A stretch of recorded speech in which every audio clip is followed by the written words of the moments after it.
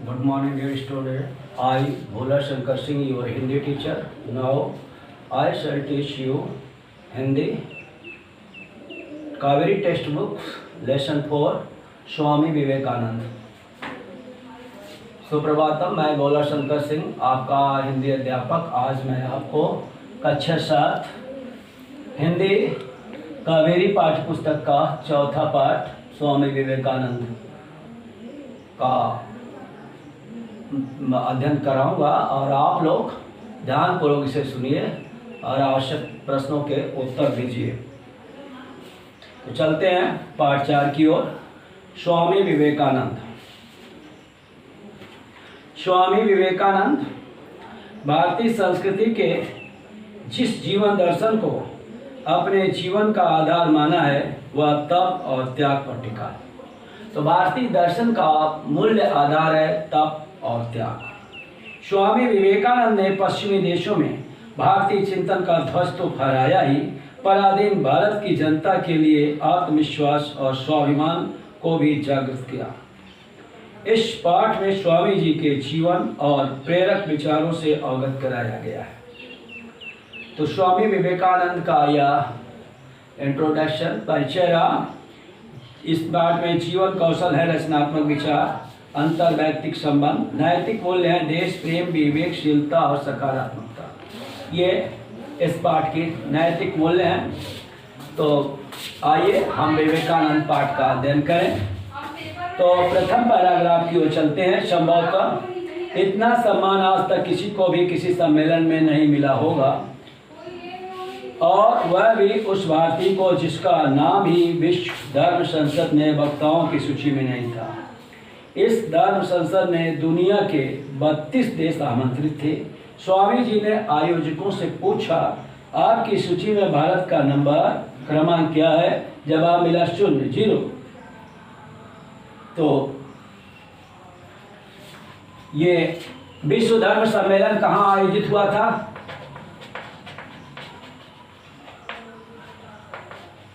सम्मेलन कहाँ आयोजित हुआ था? तो ये हो जाएगा शिकागो में। उत्तर हो जाएगा शिकागो।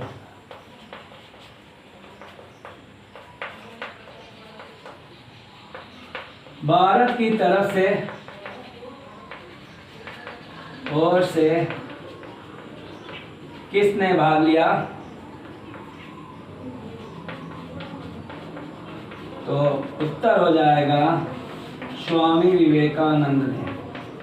स्वामी विवेकानंद ने। तीसरा प्रश्न है, भारत का स्थान क्या था?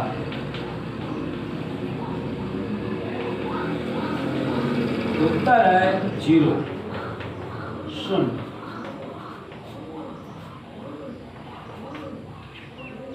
विवेकानंद शून्य पर कितने दिन तक बोलते रहे?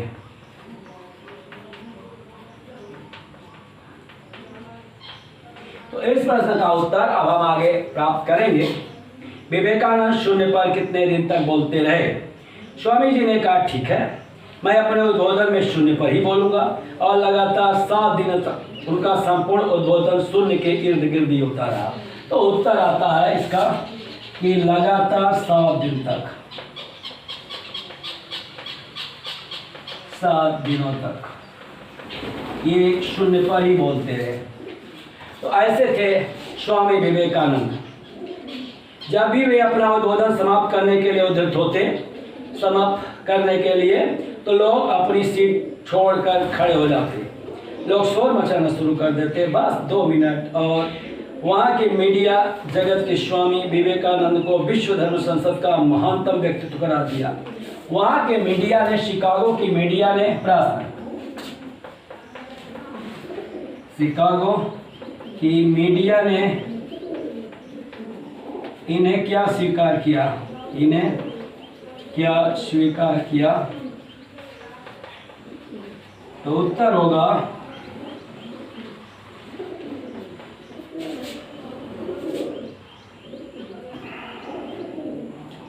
धर्म संसद का महानतम व्यक्तित्व।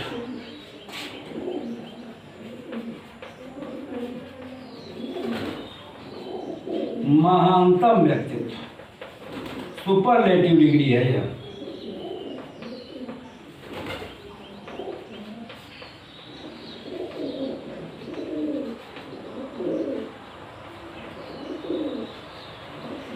धर्म संसद का महानतम व्यक्तित्व स्वीकार किया। कोलकाता में 12 जनवरी सन 1863 ईस्वी को गांधी जी विवेकानंद का जन्म हुआ। विवेकानंद का जन्म कब हुआ?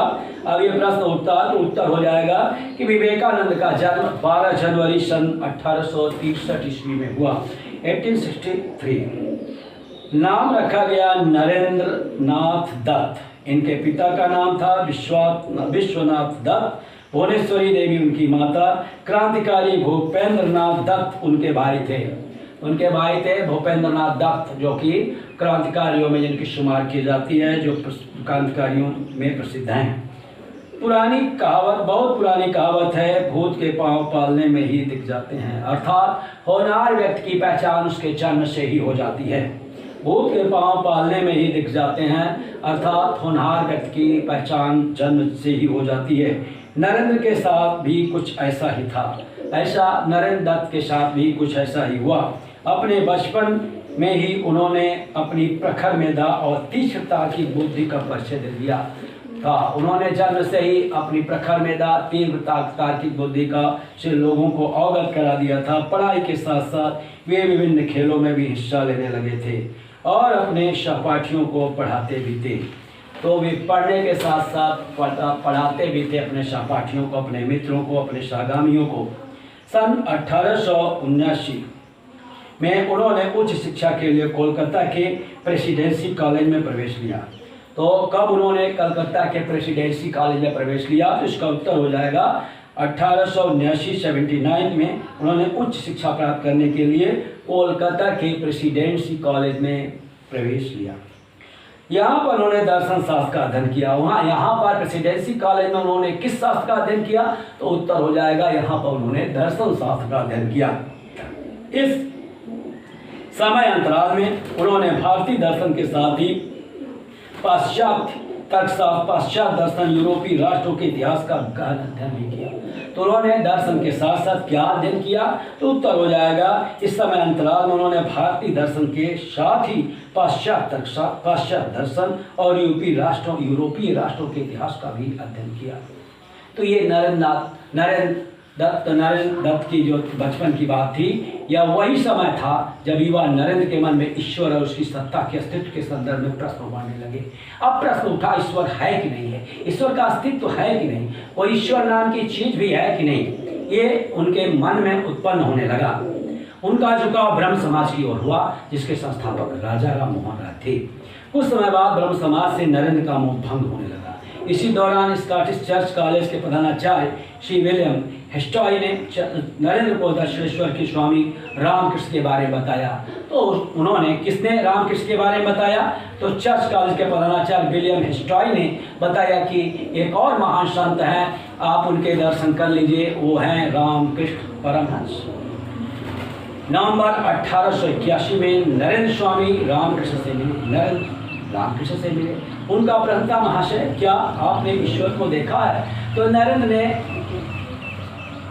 स्वामी रामकृष्ण हंस से क्या प्रश्न किया? उन्होंने कहा, क्या महोदय आपने ईश्वर को देखा है?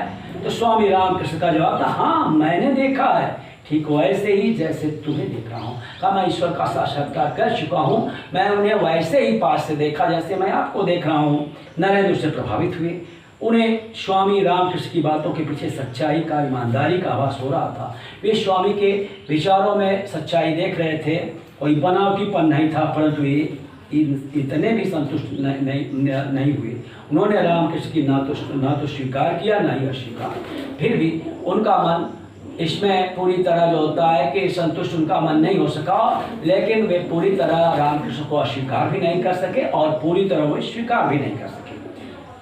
वह तटस्थ भाव से रामकृष्ण का परीक्षण करते रहे। उन्होंने रामकृष्ण की परीक्षण करना प्रारंभ किया और उनके साथ रह करके उनकी परीक्षा लेते रहे। रामकृष्ण भी नरेंद्र के प्रश्नों और तर्कों का धैर्यपूर्वक सामना करते रहे। कारण श्री रामकृष्ण को भी आभास हो चुका था कि जिसका मुझे बहुत दिनों से इंतजार था, वर्षों से शिष्य के रूप में जिसकी प्रतीक्षा थी, वह तलाश में पूरी हुई। आज मुझे सुयोग्य शिष्य मिल गया। तो एक गुरु के लिए एक सुयोग्य शिष्य से बढ़कर के कोई संपत्ति नहीं हो सकती।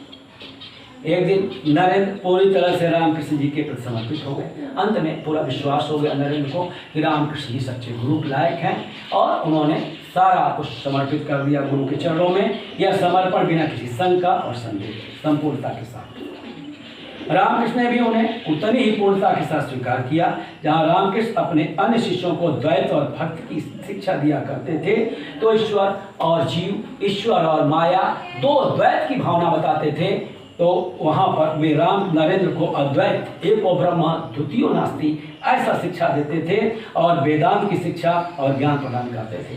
अन्य शिष्यों को द्वैत की शिक्षा देते थे कि ईश्वर और माया दोनों सृष्टि के लिए आधायक तत्व हैं, लेकिन यहाँ एको ब्रह्म द्वितीय नास्ति का करके वे वेदांत की ओर इनका ध्यान आकृष्ट किया, और अपने शिष्य नरेंद्र देव को वे वेदांत की शिक्षा देते थे और अद्वैतवाद का पाठ पढ़ाते थे। स्वामी रामकृष्ण के देहावसान के बाद नरेंद्र ने संन्यास ले लिया। गुरु के मृत्यु के बाद नरेंद्र जो होता है दुनिया के से जो होता है विरक्त हो गए और संन्यास ले लिया।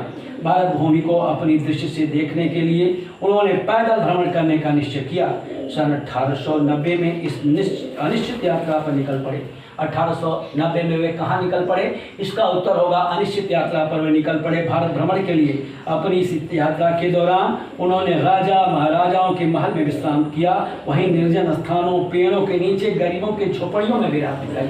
जहाँ वे ऊंचे ऊंचे महलों में विश्राम किए, वहाँ पर निर्जन वीरान जंगलों में, पेड़ों के नीचे और गरीबों के झोपड़ियों में भी अपनी जो होता है रात बिताई। यात्रा के दौरान उन्होंने भारतीय समाज की विषमता का गहराई से अनुभव किया। उन्होंने देखा कि भारत में ऊंच और नीच की खाई जो होता है काफ़ी चौड़ी हो गई है, काफ़ी जो होता है वाइड हो गई है।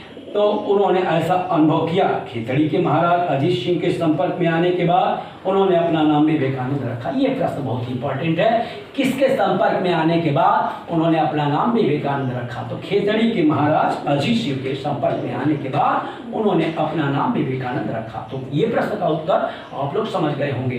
किसके संपर्क में आने के बाद उन्होंने अपना नाम विवेकानंद रखा? तो खेतड़ी के महाराज अजीत सिंह के संपर्क में आने के बाद उन्होंने अपना नाम विवेकानंद रखा। महाराज अजीत सिंह का कहना था, आप में अच्छे और बुरे को समझने का विवेक है, इसलिए आपका नाम विवेकानंद ज़्यादा सार्थक है। उन्होंने कहा, आप अच्छाई बुराई, अच्छे और बुरे में अंतर कर सकते हैं। हंस की तरह आप दूध और पानी जैसे अलग कर देता, उसी तरह आप अच्छाई और बुराई में अंतर कर सकते हैं। आपका नाम विवेक से संपन्न है, अतः आपका नाम विवेकानंद उपयुक्त है। भारत भ्रमण करते हुए विवेकानंद देश के दक्षिण सिरे से कन्याकुमारी तक पहुंचे। दक्षिण सिरे से प्रारंभ करके कन्याकुमारी तक पहुंचे। यह 24 दिसंबर सन 1892 का दिन था। वे समुद्र में उतर पड़े। तैरते हुए एक अकेली और निर्जन चट्टान पर जा पहुंचे, जहां उन्होंने 3 दिनों तक गहन ध्यान और गंभीर चिंतन किया। बाद में उन्होंने बताया कि यह 3 दिनों में उन्होंने भारत के भूत, भविष्य और वर्तमान को आत्मसात कर लिया। आज वह चट्टान विवेकानंद रॉक के नाम से जानी जाती है। तो आज वह चट्टान जहाँ पर विवेकानंद ने 3 दिन तक ध्यान किया, थोड़ा समुद्र के भीतर एक द्वीप में जो था उभरा हुई चट्टान थी, आज वह चट्टान विवेकानंद रॉक, विवेकानंद चट्टान के नाम से जानी जाती है। कन्याकुमारी से लौटकर विवेकानंद चेन्नई आए। कन्याकुमारी से लौटकर विवेकानंद कहाँ आए? चेन्नई आए। यहाँ के नवयुवकों को उन्होंने भारत निर्माण की अपनी योजना के बारे में बताया। उन्होंने कहा, यहाँ के युवकों से बात की, उन्होंने कहा, मैं एक नए भारत का निर्माण करना चाहता हूँ। वहाँ के युवकों ने प्रभावित होकर स्वामी जी से आग्रह किया कि वे शिकागो अमेरिका में होने वाले विश्व धर्म सम्मेलन संसद में सम्मिलित हों। तो विश्व धर्म संसद में उन्होंने सम्मिलित होने के लिए युवकों ने उन्हें प्रेरित किया, और जिसमें उन्होंने भारत का प्रतिनिधित्व करे। तो रामनाथ के राजा भास्कर और श्वेतपति इसके लिए आमंत्रित थे, पहले से ही आमंत्रित थे राम भास्कर और श्वेतपति के। तो उन्होंने स्वामी विवेकानंद का नाम आगे बढ़ाया। उन्होंने कहा, मैं नहीं जाऊंगा, आप ही स्वामी जी इसमें भाग लीजिए, और उन्होंने इनके नाम को आगे कर दिया। अंततः रामनाथ के राजा और मैसूर खेतड़ी के महाराजाओं के सहयोग से वे शिकागो की यात्रा पर निकल पड़े। इन राजाओं के सहयोग से, रामनाथ के राजा और मैसूर व खेतड़ी के महाराजाओं के सहयोग से स्वामी विवेकानंद चल पड़े शिकागो की ओर। हार्वर्ड विश्वविद्यालय में Greek professor चियन right Swami Vivekananda से बहुत प्रभावित थे। कौन सबसे अधिक प्रभावित हुआ? राइट महोदय ने चुनाव समिति को लिखे अपने पत्र में लिखा था कि यहाँ एक व्यक्ति है जो हम सभी विद्वान प्रोफेसरों से भी बहुत अधिक विद्वान है। कहा यहाँ पर एक और भी कोई व्यक्ति है जो हम सभी प्रोफेसरों से भी विद्वान है। आखिरकार संसद में उनका उद्बोधन शुरू हुआ। अंत में वह समय भी आ गया जब विवेकानंद ने बोलना शुरू कर दिया। क्या उनके पहले प्रारंभिक शब्द थे? सुनिए, sisters and brothers of America. उन्होंने संबोधित किया, हमारे अमेरिका के प्रिय भाई और बहनों। ऐसा संबोधन सुनते ही वहां की जनता पागल हो उठी। लोग अपनी अपनी सीटों से उठ खड़े हुए। पूरे 2 मिनट तक सभा कक्ष में तालियों की गड़गड़ाहट से गूंजता रहा। दूसरे शब्दों में कहा जाए कि ये थी आधुनिक समय में भारतीय संस्कृति के भूमंडलीकरण, ग्लोबलाइजेशन की शुरुआत की। यहाँ पे भूमंडलीकरण भारतीय संस्कृति पूरे विश्व में फैल गई स्वामी विवेकानंद के सहयोग से। क्या वाणी में जादू था, क्या सम्मोहन था। ताली बजने लगा। 2 मिनट तक जो था जनता ताली बजाती रही। कोई किसी को सुनने वाला नहीं था। तालियों की गड़गड़ाहट से पूरा सभा मंडप गूंज उठा। स्वामी विवेकानंद ने भारतीय योग और वेदांत से पश्चिमी को अपरिचित कराया। उन्होंने भारतीय योग और वेदांत से पश्चिम को भारत के योग और वेदांत से पश्चिमी देशों को परिचित कराया। न्यूयॉर्क शहर में उन्होंने वेदांत केंद्र की स्थापना की। उन्होंने वेदांत केंद्र की स्थापना कहाँ की? तो अमेरिका की न्यूयॉर्क में की। उस समय के लगभग सभी विश्वविद्यालयों में उनकी व्याख्यान हुए। जितने भी विश्वविद्यालय उस समय के प्रसिद्ध थे, सभी में स्वामी जी ने कुछ समय अपने व्याख्यान दिए, समझाया, लेक्चर दी। 4 साल तक लगातार पश्चिम को योग वेदांत का संदेश देने के उपरांत वो 4 वर्ष तक उधर ही रह गए और 4 वर्ष तक वेदांत और योग का संदेश देने के बाद 1897 में वे भारत लौटे। यहाँ पर पूर्व और पश्चिम के अनुभव के साथ उनके उद्बोधनों की एक श्रृंखला चल पड़ी। उन्होंने पूर्व और पश्चिम दोनों को मिला करके अपने संबोधन में जो होता है क्या संबोधित करने लगे और यही श्रृंखला चल पड़ी। इसका एक जो होता है क्रम आगे बढ़ा। इसी समय उन्होंने जन कल्याण के लिए रामकृष्ण मिशन की स्थापना की। उन्होंने रामकृष्ण मिशन के संस्थापक कौन थे? तो उत्तर हो जाएगा स्वामी विवेकानंद। उन्होंने 1897 ईस्वी में रामकृष्ण मिशन की स्थापना की। अब उनका अंत समय निकट आ चुका था। अब धीरे धीरे उनका अंत समय भी आ गया। स्वामी विवेकानंद को मालूम हो गया था कि मुझे जाना है।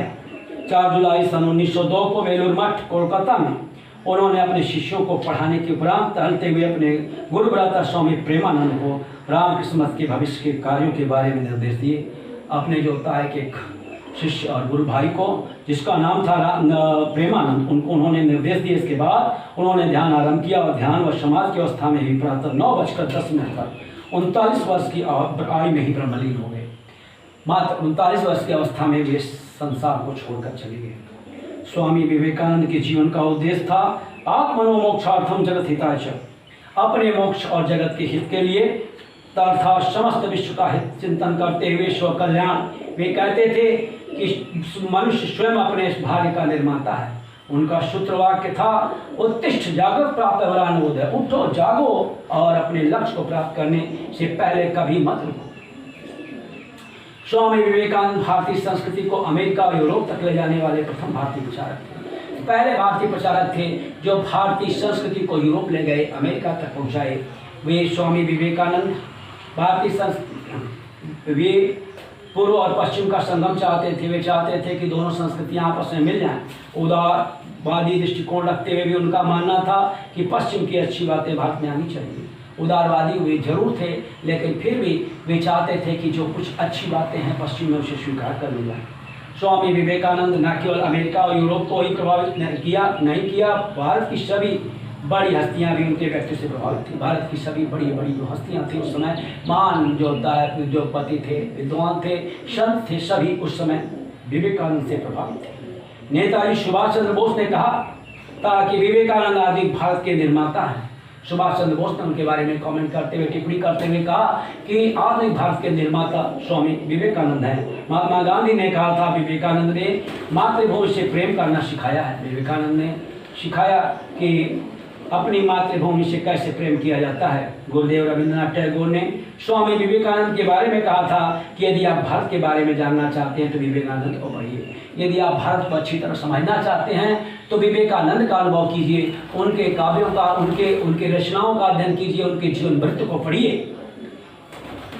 तो उनमें सब कुछ सकारात्मक है, नकारात्मक कुछ भी नहीं है, उनके में सब कुछ पॉजिटिव है, नेगेटिव कुछ भी नहीं है। आपको आगे बढ़ने के लिए सारी संभावनाएं हैं। और ये पाठ के जो लेखक थे राकेश पांडे, और ये पाठ अब यहीं पे समाप्त होता है।